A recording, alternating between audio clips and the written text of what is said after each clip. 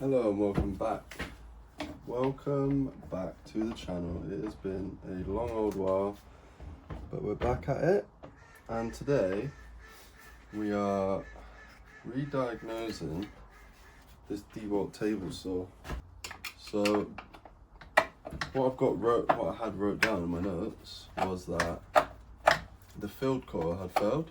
It was blowing a fuse, so there was clearly something wrong with it. First off, what we're doing is taking this cover off, and then we can get out that field core. If I remember rightly, this just pops off.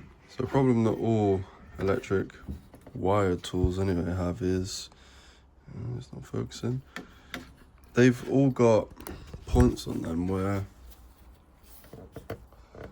they have to be secured. But what usually happens is because these are done up so tightly, it breaks the actual cables inside, so I have to check them and make sure that they're all good, because I mean that can cause, if that heated up, that could cause the short, which then blew the fuse, which burnt out the field, possibly. We'll have a look. So what I'm doing here is I'm just checking this fuse. So just a simple continuity test. One side of the fuse and the other side, nothing, which means that fuse is dead. And if I remember rightly, I actually blew that fuse myself. So this will have brushes on it, for whatever reason. And they live in here. So before you ever take anything like that off, just check the brushes. So they look absolutely fine to me. That one as well looks absolutely fine to me. Quite a lot of life left on it. I'm going to take it off just because it's in my way. Also, forgive the mess in the background. I haven't been in it that often and it has got out of hand. There's 4 screws in it. Don't know why that's missing a screw. I hope that wasn't me. I bet you it probably was me, so I'll have to buy another one. I've seen that somewhere though. It's got a little shit in there, a little bit of shit. Mostly sawdust. Another thing that can happen with these is sawdust, man. They're covered in dust and it ends up insulating the motor and creating excess heat. Obviously, heat is not what we want. Heat is actually the opposite of what we want. But I can already see what the problem is. Ooh, yes. This a sec. So, see all the black copper in there? Yeah, it's burned right out, isn't it? Look at that. What I'll do then, is if I remember correctly, take the field off. So we'll strip this down, take it off. We know what the problem is, you can see it, but what I'll also do is a very tedious job, very tedious, but it's necessary. So you can check the armatures, make sure that that isn't burned out as well, because obviously if one side's burned out, sometimes both can burn out, but we can check that. Oh, there we go.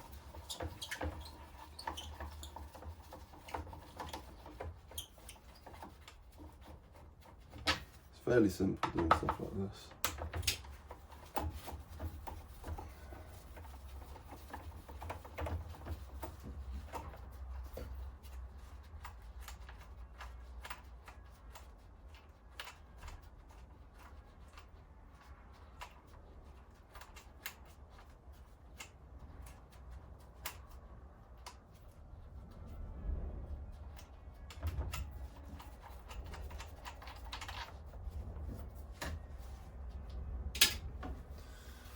That should just pop straight off.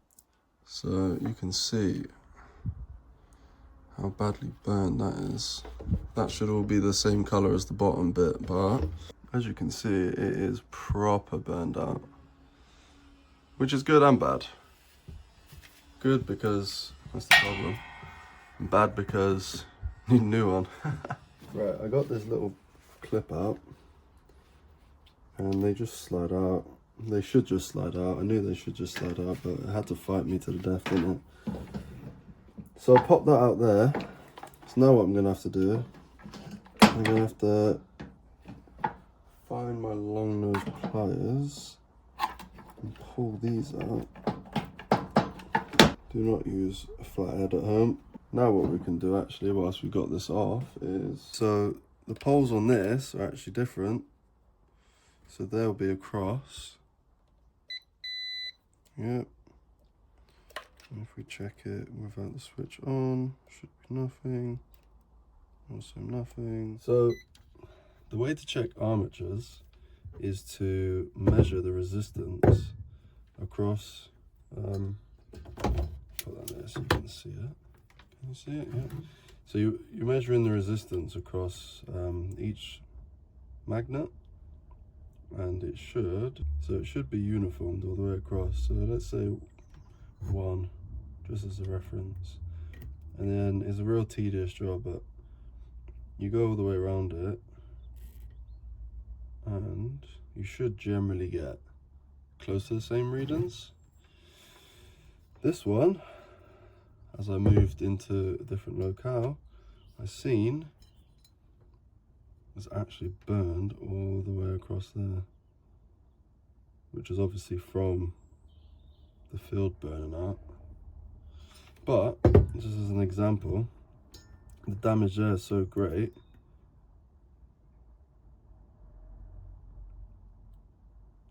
that it will just keep, it will go, like the resistance is high, it won't settle at any sort of number. If you move it down a little bit,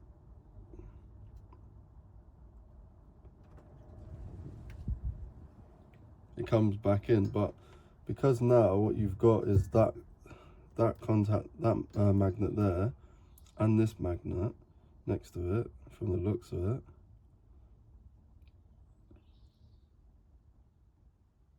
and then it's given OL symbols. So you can test it up and down. Okay, we've got a bit of continuity across there, but the damage is so great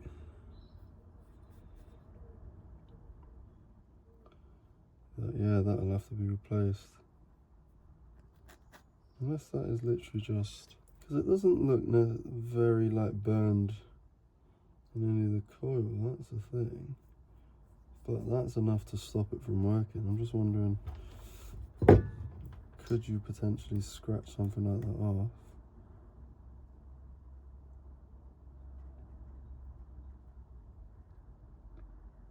Doesn't seem like it.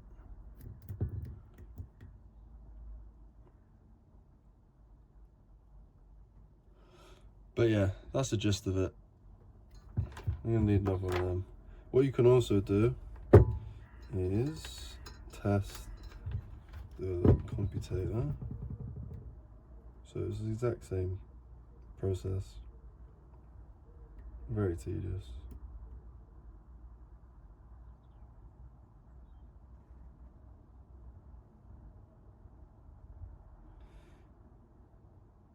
Interesting, that's getting a really high resistance. Maybe that's gone as well. Oh, that is in the same line actually. So unfortunately, I spoke to the client and he said that he's not going to go ahead with the repair. I mean, when you look at that in the light, sort of see how bad that's like burnt. And like all of the zip ties have gone and just generally not in a good way. So that's that. And to be fair to him, like even that is all burnt. Probably clean that up, but probably die after. So yeah, unfortunately, we're not going to go ahead with that repair. But if you did want to see it put back together, let me know in the comments and I'll buy the parts, I guess, and put it back together. But you can buy like an entire new saw for the same price as it is to buy these two parts, which I know is like the main part of it, but still, it's ridiculous. But anyway, if you enjoyed that, let me know and I'll catch you in the next one. Peace.